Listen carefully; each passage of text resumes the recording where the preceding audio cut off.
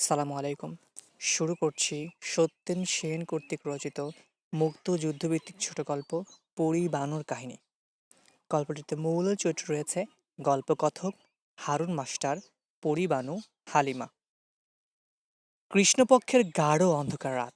রাত বেশি হয়নি, কিন্তু এরই মধ্যে পুরো অঞ্চলটা কেমন নিস্তব্ধ হয়ে গেছে। সকলেই ভয়ে আছে।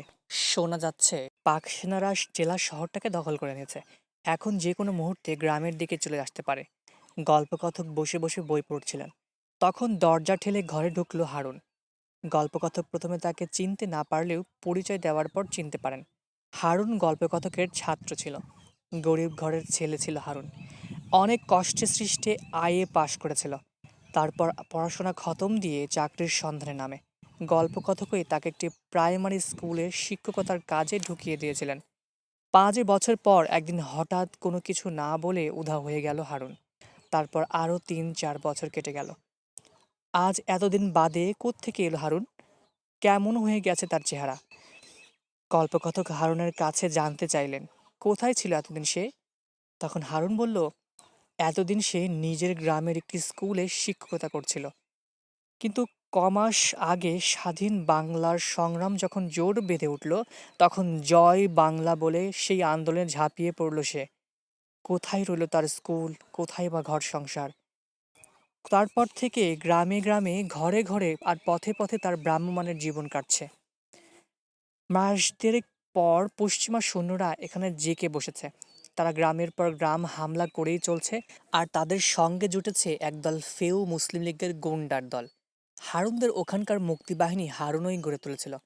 এখন পাক হানাদাররা হারুনকে খুঁজে বেড়াচ্ছে, তাই সে পালিয়ে পালিয়ে বেড়াচ্ছে। তবে গল্পকথকের কাছে সে আশ্রয়ের জন্য আসেনি, এসেছে অস্ত্রের খোঁজে। গল্পকথকও আন্দোলন করছেন। অনেক অনেক বড় বড় নেতাদের সাথে তার যোগাযোগ আছে। তিনি ইচ্ছে করলে অস্ত্রের ব্যবস্থা করে দিতে পারেন। হারুনদের এখন অস্ত্রের খুব দরকার। তারা বেশ কয়েকজন যোদ্ধা আছেন, কিন্তু অস্ত্রের মধ্যে আছে 3টি অচল আর সচল রাইফেল। এদিকে রাইফেল আছে তো কার্তুজ ফুরিয়ে গেছে। অস্ত্রের অভাবে তাদের মুক্তিবাহিনী ভেঙে যেতে বসেছে। তাদের মনও ভেঙে যাচ্ছে। হারুনের কাহিনী শুনে গল্পকথকের বেশ মন খারাপ হলো। তিনি হারুনের জন্য খাবারের ব্যবস্থা করলেন। তারপর বললেন, তাদের এদিকের অবস্থাও একই রকম। অস্ত্রের খুব সংকট। হারুনকে তিনি এই বিষয়ে কোনো সাহায্য করতে পারবেন না। হারুনও অবস্থাটা বেশ বুঝতে পারল। তারপর সে এই বিষয়ে আর কোনো কথা বলল না।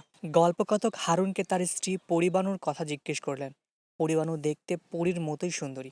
তবে পূর্বে হারুনের সাথে মাঝে মাঝেই বেশ ঝগড়া হতো। হারুন একবার তাকে ডিভোর্স দিতেও চেয়েছিল, কিন্তু আজ হারুন গল্পকথককে বলল, পরিবানুর মতো মেয়ে হয় না। সে পরিবানুর সম্পর্কে নানা রকম প্রশংসা করতে লাগলো। পরিবানু মেয়েটির মধ্যে একটা আলাদা বৈশিষ্ট্য আছে। পরিবানুর সাধারণ ঘরের মেয়ে হলেও কিছুটা লেখাপড়া করার সুযোগ পেয়েছিল। ওর মনে অনেক উচ্চাশা। সে চেয়েছিল রান্নাঘরের সংকীর্ণ গণ্ডির মধ্যে আবদ্ধ না হয়ে বাইরে বেরিয়ে মুক্ত পরিবেশে নিজের ব্যক্তিত্বকে ফুটিয়ে তুলতে। মুক্তিযুদ্ধের সংগ্রামের কথা জানতে পেরে একদিন পরিবানু হারুনকে বলল, এই বাংলাদেশটা কি তোমাদের পুরুষদেরই, মেয়েদের কিছু নয়? হারুন প্রথমে অবাক হলেও পরে ভাবল, মেয়েরাও যদি পুরুষের মতো সংগ্রামে নেমে আসে, তাহলে পাক বাহিনীরা সহজেই কোণঠাসা হয়ে পড়বে। একদিন পরিবানু নেমে এলো কাজে। দিনের পর দিন নতুন নতুন মেয়েকে কাজের সাথী করে নিয়ে আসলো। তার দলবল ক্রমশই বেড়ে যেতে লাগলো। গল্পকথক বেশ অবাক হলেন হারুনের মুখে পরিবানুর এমন দেশপ্রেমের কথা শুনে, সংগ্রামের কথা শুনে। গল্পকথক জানতে চাইলেন, এখন কোথায় আছে পরিবানু? হারুন বলল, সে তা জানে না। আগে মাঝে মাঝে কারো মাধ্যমে চিঠিপত্র আদান প্রদান হতো, কিন্তু এখন সমস্যা হচ্ছে অনেক। কিছুদিন আগে ওর চিঠি এসেছে, আর আসেনি। সেই চিঠিতে পরিবানু অনেক কথা লিখেছে পাক বাহিনীর নির্যাতন সম্পর্কে। পরিবানুর চিঠির শেষে লিখেছে, আল্লাহর কাছে আমার এই একমাত্র আরজ, মরবার আগে ওদের অন্তত একটাকেও যেন নিজের হাতে মেরে যেতে পারি। হারুন সেই রাতটা গল্পকথকের বাড়িতেই থাকলো। সকালে ঘুম থেকে উঠে গল্পকথক হারুনকে খুঁজে পেলেন না। হারুন চলে গেছে।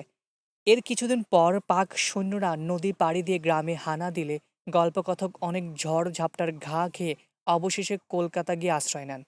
সেখানে পত্রপত্রিকা পড়ে তিনি বাংলাদেশের মুক্তিযুদ্ধের খবর জানতেন। একদিন তিনি বরিশাল জেলার পিরোজপুর মহকুমার গ্রামাঞ্চলের মেয়েদের পরিত্রদের এক বিচিত্র কাহিনী পড়লেন। গ্রামটাকে গল্পকথক চিনতে পারলেন না। সারা গ্রামে মিলিটারি জেঁকে বসেছিল। ক্যাম্পের জন্য বাড়ির ভেতর থেকে টেনে নিয়ে আসতো যুবতী মেয়েদের, আর ছেলেদেরকে মেরে ফেলতো। একদিন ৩ জন রাইফেলধারী সৈন্য বিকেলবেলা শিকারের আশায় জনবহুল পল্লীর ভেতরে ঢুকলো।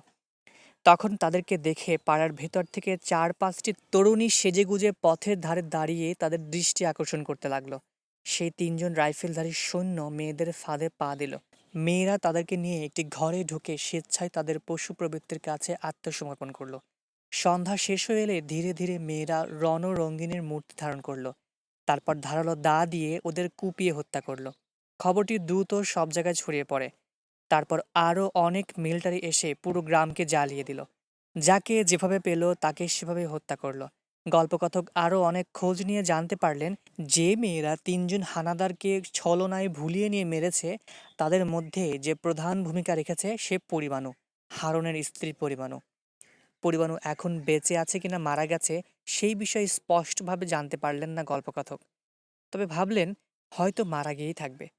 তবে হারুনের বিষয়ে শোনা যায়, হারুন মাস্টার নামে সে তার গ্রামে বেশ পরিচিত। সে নাকি রাজাকারদের হাতে মারা পড়েছে। রাতে বাসায় এসে গল্পকথক তার স্ত্রী হালিমার কাছে পরিবাণুর কাহিনীটা বললেন। হালিমা এরকম নাক ছিটকালো পরিবাণুর এমন কাহিনী শুনে। তারপর বলল, এরা আলাদা জাতের মেয়ে, কোনো ভালো ঘরের মেয়ে এই কাজ করতে পারে না। গল্পকথক আর কথা বাড়ালেন না। তিনি ধীরে ধীরে বললেন, সত্যি এরা আলাদা জাতের মেয়ে, এদের চিনে ওঠা আমাদের সাধ্য নয়।